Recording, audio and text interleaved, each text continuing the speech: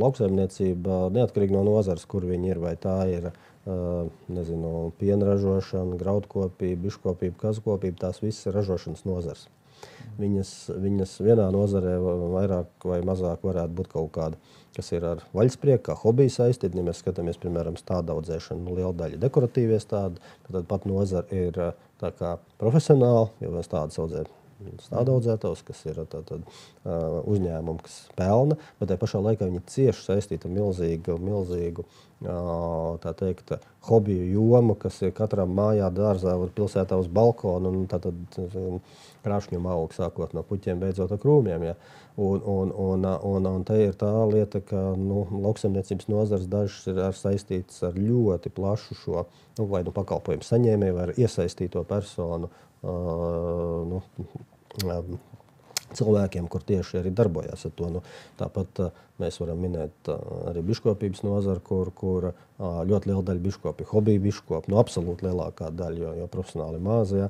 Tāpat mēs lielākā daļa, kas mazdārzņos kaut ko audzē, tas viss ir hobiju līmenī, bet tā ir arī tomēr milzīga daļa gan no sēklu tirzniecības, gan no stādu tirzniecības. Ja. Un tā mēs varam iet, piemēram, skatāmies uz kaut kādiem dzīvniekiem, piemēram, trušiem. Ja? Tad ir profesionālās saimniecības, kas tiešām ražo attiecīgi kā dzīvnieks, pārstrādē, bet ir milzīga daļa arī, kas tur tāpēc, ka tie vienkārši mīļ dzīvnieciņi, tur mājās kaut kur. Tā kā šī lauksaimniecība ir tāda nozara, kas ļoti plaša ir.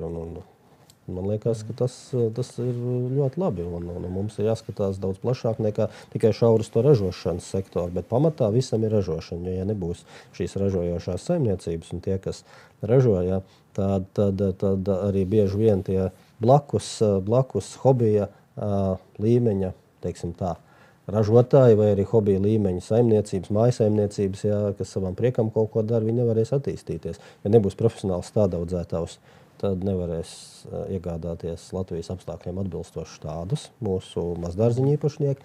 Ja nebūs profesionāli biškopi, tad tie amatieri, kuriem pa ziemu aiziet bojā saimnes vai kur vēlās kaut ko nopirkt, atjaunot, viņiem nebūs no kā nopirkt. Ja?